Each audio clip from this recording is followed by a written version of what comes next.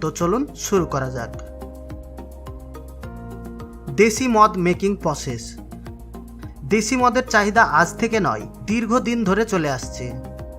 যারা বিলেতি বা বিদেশি মদ কিনতে পারে না, তারা এই দেশি মদ দিয়ে কাজ চালায়। আপনাদের আমি বারবার বলছি, এগুলো দেখার পর যেন বাড়িতে তৈরি করার চেষ্টা করবেন না, কারণ এটা সম্পূর্ণ ইল্লিগ্যাল কাজ, আর এজন্য আপনাকে পুলিশে গ্রেপ্তার পর্যন্ত করতে পারে। মদ তৈরির প্রথম উপাদান হচ্ছে পচা ভাত। হ্যাঁ, তার সাথে এতে মেশানো হয় গুড়, ইস্ট এবং মহুয়া। একটা বড় পাত্রে জলসহ এতে সব কিছু মেশানো হয়। এই সব কিছু মেশানোর পর 5 থেকে 7 দিনের জন্য এগুলোকে পচাতে রাখা হয়। এবার এগুলো যখন পচে যায়, তখন এর থেকে খুব বেশি দুর্গন্ধ বের হয়। এটা এতটাই উগ্র হয় যেখানে কোনো সাধারণ মানুষ থাকতেই পারবে না। এবার কাজ চলে আসে এগুলোকে আগুনে জাল করার। সর্বপ্রথমে একটা বড় হাঁড়িতে র মেটেরিয়াল এক জায়গায় করা হয়, আর তার উপরে একটা ফুটোওয়ালা হাঁড়ি লাগিয়ে দেওয়া হয়। বন্ধুরা, আপনারা দেখেছেন কিভাবে ধুঁকি তৈরি হয়। এটা সেই রকম ভাপ সিস্টেমেই কাজ করে।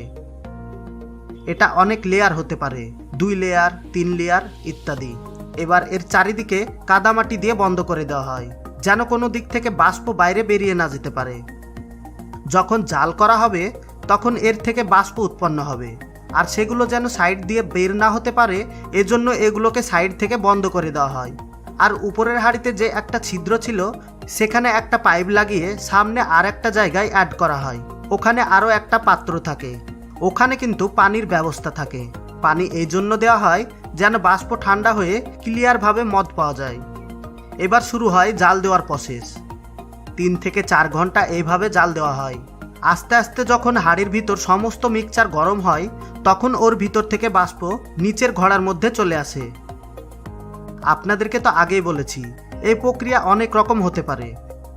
কিছু কিছু জায়গায় পাইপের সাহায্যে অনবরত পানি দেওয়া হয়, আবার কিছু কিছু জায়গায় একটা হাঁড়ির উপরে আর একটা হাঁড়ি দেওয়া হয়, যেখানে আগে থেকেই পানি লোড করা থাকে, আর শুধুমাত্র একটা পাইপের সাহায্যে ফোঁটা ফোঁটা হয়ে একটা পাত্রে মদ পড়তে থাকে।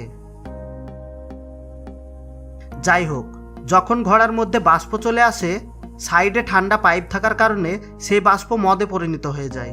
যদি বাষ্পের পরিমাণ বেশি হয়ে থাকে, তো সেগুলো ঘড়ার উপর দিয়ে বাইরে বেরিয়ে যায়, তাই সেগুলোকে পাতা কিংবা অন্য কিছু দিয়ে ঢাকার প্রয়োজন হয়। ঠিক এই প্রসেস সারাদিন চলার পর 5 থেকে 6 লিটার মদ পাওয়া যায়।